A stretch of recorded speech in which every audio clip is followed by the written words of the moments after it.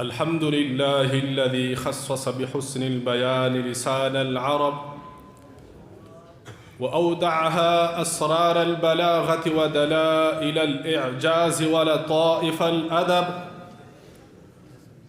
أحمده وكيف أحمده وقد أعجز عن وصف آلائه اللسان والجنان وعن وصف كتابة نعمائه الأقلام والبنان.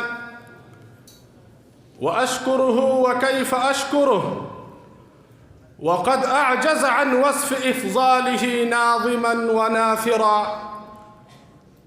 أما بعد، سماحة الأساتذة، رفقاء دربي، أعزائي المستمعين، أنا أسعد بلقاء هذه الوجوه المنورة والقلوب الطيبة والعقول الناضجة بعقيدة الإيمان والآذان الصاغية،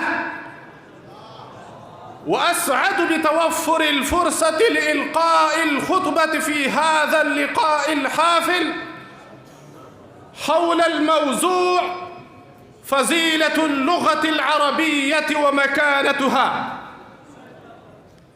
أيها الإخوة، تمتاز اللغة العربية عن غيرها من اللغات بكونها لغة القرآن الكريم، دستور الدين الإسلامي، ولغة العبادات والعلوم والآداب الإسلامية كلها منذ بعثة محمد صلى الله عليه وسلم.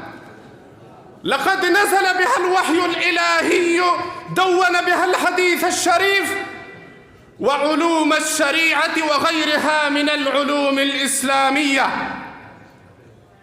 ولا شك أن العربية لم تكن لغة القرآن ودين الإسلام صدفة أو عبثا، فهي إن لم تكن أفضل اللغات في وقتها فقد أصبحت كذلك بعد أن شرفها الله بنزول القرآن الكريم. وقد وردت في فضل العربية وتفضيلها على سائر اللغات روايات وآثار كثيرة، منها أن العربية لغة أهل الجنة، وأنها لغة آدم ولغة غيره من الأنبياء، وأن الله أوحى اللغة العربية لأنبيائه وحيا، بدءا بأبي الأنبياء آدم عليه السلام، وانتهاء بنبينا محمد صلى الله عليه وسلم الناطق بهذه اللغة. غير أن معظم الروايات في هذا المجموع لم تثبت عن النبي صلى الله عليه وسلم بأسانيد صحيحة ولا حسنة، لهذا آثرنا عدم الاستشهاد بها إلا ما صح سنده وثبتت روايته. وسوف نعرض في الكلمات الآتية ما ورد في كلام الأئمة من آراء، ثم نختم ذلك بما ورد عن غيرهم من الأجانب، ونعتقد أن هذا كاف لتغطية هذا الجانب. أيها الإخوة، ورد عن الإمام محمد بن إدريس الشافعي رحمه الله في وصف اللغة العربية على سائر اللغات قوله: لسان العرب أوسع الألسنة مذهبا وأكثرها ألفاظا، ولا نعلمه يحيط بجميع علمه إنسان غير نبي. كما ورد عن أبي محمد عبد الله بن مسلم بن قطيبة حيث يقول: إنما يعرف فضل القرآن من كثر نذره واتسع عمله وفهم مذاهب العرب وافتنانها في الأساليب، وما خص الله به لغتها دون جميع اللغات، فإنه ليس في جميع الأمم أمة أوتيت من العارضة والبيان واتساع المجال ما أوتيته العرب خصيصي من الله.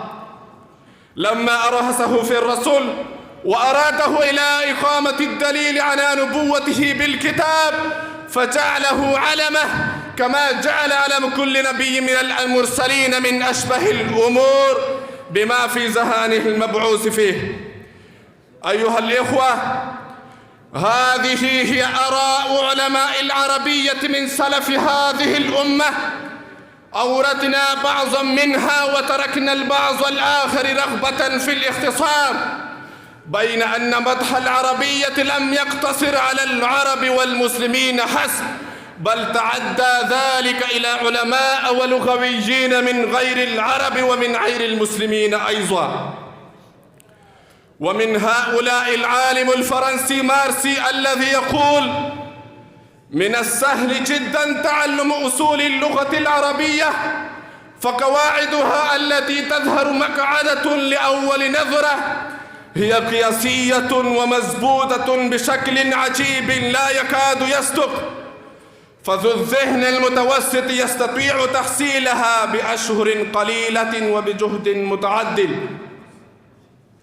ومن هؤلاء أيضا المستشرقة الألمانية التي وضعت مقدمة لترجمة الألمانية للقرآن الكريم، تقول فيها: واللغة العربية لغة موسيقية للغاية، ولا أستطيع أن أقول إلا أنها لغة أهل الجنة. أقول ما تسمعون، واستغفر الله لي ولكم ولسائر المسلمين من كل ذنب، فاستغفروه إنه هو الغفور الرحيم.